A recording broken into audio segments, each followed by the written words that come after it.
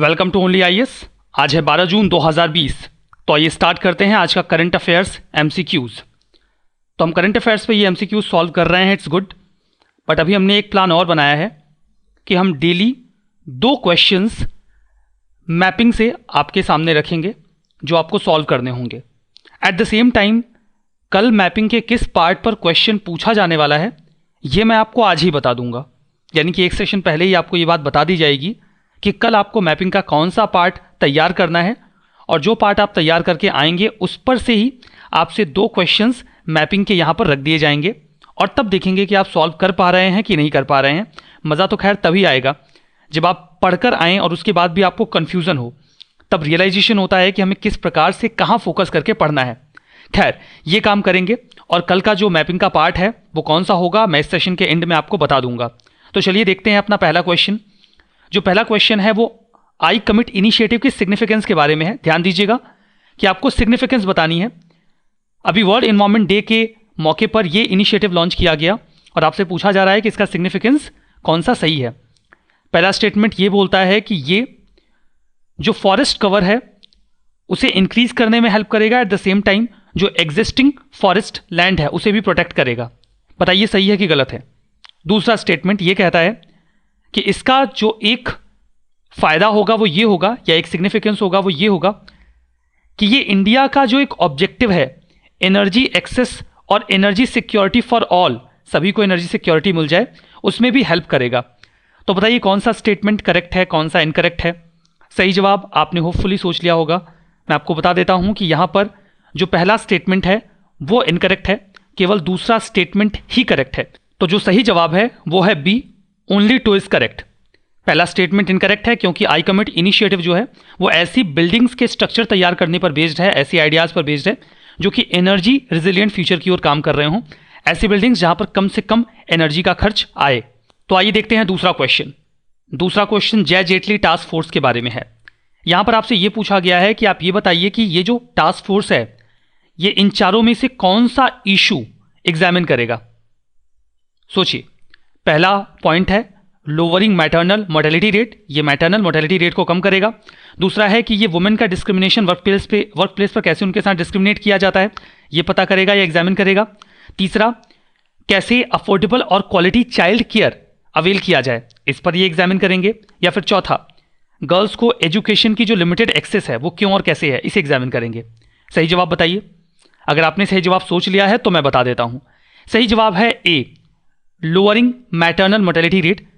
इसके साथ ऐसे ही कई और इश्यूज पर यह टास्क फोर्स एग्जामिनेशन करेगी अपना, जैसे कि infant mortality rate, total fertility rate, sex ratio at birth, child sex ratio, ये सभी इश्यूज इस टास्क फोर्स के द्वारा एग्जामिन किए जाएंगे। देखते हैं तीसरा क्वेश्चन। जो तीसरा क्वेश्चन है वो मैत्री प्रोग्राम के बारे में है। पहला स्टेटमेंट ये बोलता है कि ऑस्ट्रेलिया इंडिया एनर्जी डायलॉग का हिस्सा है जहां पर बायलैटरल इंगेजमेंट एनर्जी और रिसोर्सेज के ऊपर किए जाने की बात की गई है। दूसरा स्टेटमेंट यह कहता है कि ये जो प्रोग्राम है ये कॉस्ट इफेक्टिव एनर्जी इफिशियंसी को अडॉप्ट करने का जो मैकेनिज्म है उसे एक्सेलरेट करेगा, और जो बिल्डिंग्स हैं, जो बिल्डिंग्स को तैयार किया जा रहा है उनमें स्टैंडर्ड प्रैक्टिसेस के लिए काम करेगा या बढ़ावा देगा। बताइए कौन सा स्टेटमेंट सही है, कौन सा गलत है। अगर आपने सही जवाब सोच लिया है अपने आप में तो मैं आपको बता दूं कि केवल दूसरा स्टेटमेंट ही करेक्ट है और जो पहला स्टेटमेंट है वो इनकरेक्ट है। गलत होने का कारण यह है क्योंकि ये इंडिया ऑस्ट्रेलिया का इनिशिएटिव नहीं है, रदर ये इंडिया और यूएसए का इनिशिएटिव है। इंडिया की ओर से जो मिनिस्ट्री ऑफ पावर है वो इंगेज्ड है, जबकि यूएसए की ओर से यूएस एड इसमें इंगेज्ड है, जिसका फुल फॉर्म है US agency for international development. देखते हैं अगला क्वेश्चन। मैत्री प्रोग्राम के बारे में यहां पर थोड़ी डिटेल्स दी गई हैं, आप देख सकते हैं। चौथा क्वेश्चन जो है इसमें आपसे पूछा गया है कि कौन सा स्टेटमेंट जो है वो पीआईडीएफ के बारे में इनकरेक्ट है। Point to be noted, incorrect है। PIDF stands for payment infrastructure development fund. पहला स्टेटमेंट यह बोलता है कि इस फंड में 500 करोड़ रुपए का एक कॉर्पस तैयार किया गया है जिसके माध्यम से जो पीओएस इंफ्रास्ट्रक्चर है, पॉइंट ऑफ सेल इंफ्रास्ट्रक्चर, जैसे आप अपना कार्ड स्वैप कर देते हैं एक दुकान पे ले जाके पेमेंट करने के लिए, ये उसको इंकरेज करेगा फिजिकल फॉर्म में भी और डिजिटल फॉर्म में भी। दूसरा स्टेटमेंट ये बोलता है कि ये फंड जो है वो एक एडवाइजरी काउंसिल के द्वारा मैनेज किया जाएगा। ठीक है, मैनेज किया जाएगा। तीसरा स्टेटमेंट ये है कि जो पीआईडीएफ है इसे रिकरिंग कंट्रीब्यूशन मिलेगा अपने ऑपरेशनल एक्सपेंसेस को हैंडल करने के लिए कार्ड इशूइंग बैंक्स के द्वारा और कार्ड नेटवर्क्स के द्वारा। बताइए कौन सा स्टेटमेंट इनमें से इनकरेक्ट है। 3 स्टेटमेंट्स हैं। अगर आपने अपना जवाब सोच लिया है तो मैं आपको बता देता हूं कि पहला और तीसरा स्टेटमेंट पूरी तरीके से करेक्ट है और जो इनकरेक्ट स्टेटमेंट है वो है दूसरा। ये स्टेटमेंट इनकरेक्ट है, तो जो सही जवाब निकलेगा that will be D, only 2 is correct, क्योंकि यहां पर हमसे पूछा गया है कि कौन सा इनकरेक्ट है। अब यहां पर आपको कंफ्यूजन हो सकती है टॉपिक के पढ़े जाने के बावजूद, क्योंकि यहां पर मैनेज करने के बीच में और गवर्न करने के बीच में डिफरेंस है। देखिए ये जो एडवाइजरी बोर्ड है वो तो निश्चित तौर पर इस फंड के लिए बनाया गया है, एक एडवाइजरी काउंसिल बनाई गई है, लेकिन इसका काम इसे मैनेज करना नहीं, रैदर गवर्न करना होगा। और जो मैनेज करने का काम है वो आरबीआई ही करेगा। गवर्न करने में मैनेज करने में अंतर होता है। गवर्न करना एक स्ट्रेटजिक फंक्शन होता है जहां पर पॉलिसी मेकिंग की जाती है, जबकि मैनेजमेंट उसके ऑपरेशनल फंक्शंस को परफॉर्म करता है। तो यहां पर ये जो ऑपरेशनल फंक्शंस परफॉर्म किए जाएंगे वो आरबीआई करेगा, और जो स्ट्रेटजिक फंक्शंस हैं या फिर जो एडवाइजरी फंक्शंस हैं वो ये एडवाइजरी काउंसिल परफॉर्म करेगी। तो यहां पर ये पॉइंट्स आपको कंफ्यूज कर सकते हैं, बी क्लियर फॉर दैट। ठीक है, देखते हैं अगला क्वेश्चन। अगला क्वेश्चन जो है वो मास एक्सटिंक्शन के बारे में है। बताइए कौन सा स्टेटमेंट करेक्ट है, कौन सा नहीं है। पहला स्टेटमेंट ये बोलता है कि मास एक्सटिंक्शन का मतलब होता है लार्ज नंबर ऑफ स्पीसीज का एक बहुत ही short period of geological time में एक्सटिंक्ट कर जाना, यानी कि गायब हो जाना। ये स्टेटमेंट सही है या गलत। दूसरा स्टेटमेंट ये कह रहा है कि जो ऑनगोइंग 6th मास एक्सटिंक्शन है इसे एंथ्रोपोसीन एक्सटिंक्शन कहा जा रहा है। बताइए कौन सा स्टेटमेंट सही है, कौन सा गलत है। अगर आपने अपना जवाब सोच लिया है तो मैं आपको बता देता हूं कि 2 के दोनों ही स्टेटमेंट करेक्ट हैं। यहां पर यह तो सही है, जब बहुत कम समय में लगभग 75% स्पीसीज एक्सटिंक्ट हो जाएं तो उसे मास एक्सटिंक्शन कहा जाता है।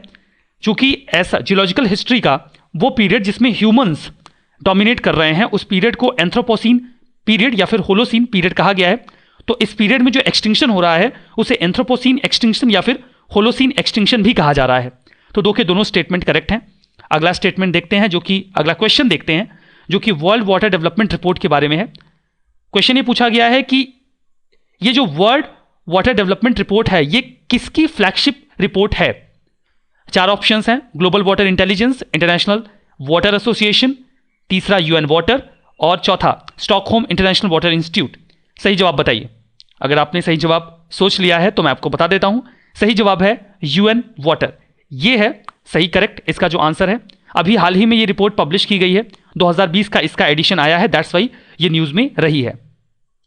7वां क्वेश्चन देखते हैं। 7वां जो क्वेश्चन है वो गरुड़ पोर्टल के बारे में है। ये हाल ही में न्यूज में था। यहां पर क्वेश्चन ये है कि ये किसके द्वारा लॉन्च किया गया है, कौन सी मिनिस्ट्री ने इसको लॉन्च किया है। Ministry of science and tech, ministry of earth sciences, ministry of mines and energy, ministry of civil aviation. बताइए सही जवाब बताइए। अगर आपने सही जवाब सोच लिया है तो मैं बताता हूं।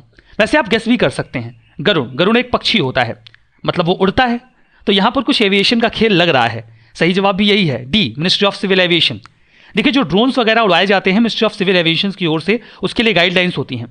कोविड-19 को हैंडल करने के लिए कई सारी गाइडलाइंस को वायलेट किया जा रहा है और वो ज़रूरी भी है।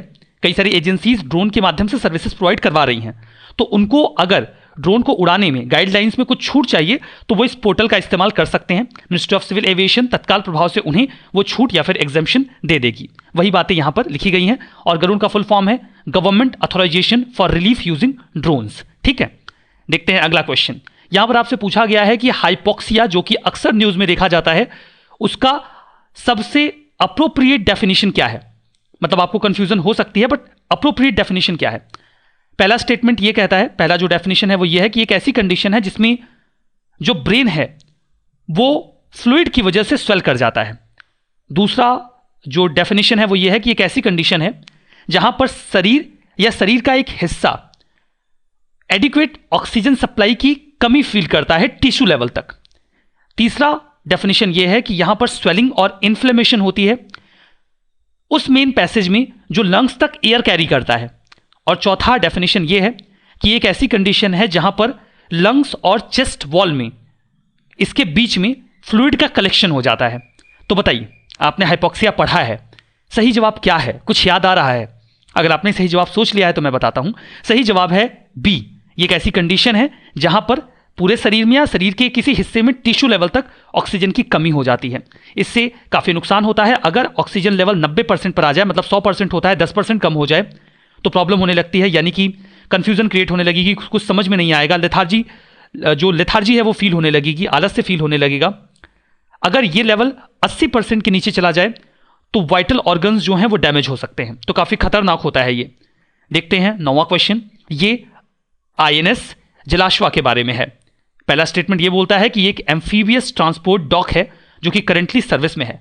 दूसरा स्टेटमेंट ये बोलता है कि ये एकमात्र इंडियन नेवल शिप है जिसे यूनाइटेड स्टेट्स से एक्वायर किया गया है। बताइए कौन सा स्टेटमेंट सही है, कौन सा गलत है। अगर आपने सही जवाब सोच लिया है तो मैं आपको बता देता हूं कि दो के दोनों ही स्टेटमेंट करेक्ट हैं। एम्फीबियस ट्रांसपोर्ट डॉक एक ऐसा शिप होता है जो कि ना केवल नेवल सर्विसेज परफॉर्म करता है बल्कि वो ग्राउंड फोर्स और एयर फोर्स को भी हेल्प करता है। मॉडर्न नेवी को आवश्यकता है कि वो ग्राउंड फोर्सेस और एयर फोर्सेस को भी हेल्प करें, तो इससे सैनिकों को ट्रांसपोर्ट किया जा सकता है, उनके लिए जो सामग्री है उसे आसानी से ले जाया जा सकता है, और यहां पर हेलीकॉप्टर्स वगैरह लैंड करने की फैसिलिटी भी रहती है। आईएनएस जलाश्वा इसलिए न्यूज में है क्योंकि सरकार कोविड-19 की वजह से दूसरे देशों में जो हमारे नागरिक फंसे हैं उन्हें निकाल रही है। उसके लिए ऑपरेशन समुद्र सेतु चलाया गया है, और इसके तहत जो हमारा शिप है जलाश्वा और मगार, वो माले और रिपब्लिक ऑफ मालदीव्स की ओर निकल गए हैं वहां से अपने लोगों को ले आने के लिए। आखिरी क्वेश्चन यहां पर आपको बताना है कि कौन सी करेंसी किस कंट्री की है। युआन जापान, रियाल ईरान और दिरहम यूएई। बताइए कौन सा जो पेयर है वो करेक्टली मैच है। अगर आपने सही जवाब सोच लिया है तो मैं आपको बता देता हूं, यहां पर जो पहला ये मैच है ये इनकरेक्ट है, बाकी ये दोनों करेक्टली मैच किए गए हैं। जो युआन है या फिर रेनमिनबी वो चाइना की करेंसी है ना कि जापान की, और जो जापान की करेंसी होती है वो येन होती है। ये तो हो सकता है आपके लिए आसान रहा हो क्योंकि आप इसके बारे में अक्सर सुनते रहते हैं। तो जो आपके लिए सही जवाब होगा दैट विल बी 2 और 3, ये B will be the correct answer. ये न्यूज़ में इसलिए है क्योंकि अभी ईरान ने फैसला किया है कि वो तोमान एक नई करेंसी लॉन्च करेंगे, क्योंकि जो उनकी करेंसी है रियाल वो डॉलर के मुकाबले काफ़ी ज़्यादा गिर चुकी है, तो वो एक नई करेंसी लॉन्च करने का मन बना रहे हैं। तो ये पूरा पार्ट हमने यहाँ पर कवर किया। ये इन्फॉर्मेशन कोर्सेज के बारे में है, कई सारे कोर्सेज लॉन्च किए जा चुके हैं। Dedicated prelims program 2 optional available हैं, PSIR सोशियोलॉजी, और टेस्ट सीरीज भी अवेलेबल है, तो आप इसे अवेल कर सकते हैं video.onlyis.in पर जाकर, या फिर आप ओनली आईएएस का एप्लीकेशन भी डाउनलोड कर सकते हैं। अब मैं आपको बता देता हूं कि कल जो आपको मैपिंग का पार्ट तैयार करना है वो ये है कि आप ओशन करेंट्स तैयार कर लीजिएगा। ओशन करेंट्स में वार्म करेंट्स और कोल्ड करेंट्स, उनकी लोकेशन क्या है, लैंड मास से उनकी प्रॉक्सिमिटी क्या है, और भी जो भी एसोसिएटेड इन्फॉर्मेशन है उसे तैयार करके रखिएगा। कल आपको 2 क्वेश्चन ओशन करेंट्स पर मिलेंगे। तो आज का ये सेशन यहां पर समाप्त होता है। कमेंट्स में आपको अपना स्कोर बताना है कल का और आज का, so that I could see कि कितना इंप्रूवमेंट चल रहा है। आज के सेशन में बस इतना ही। Thank you very much.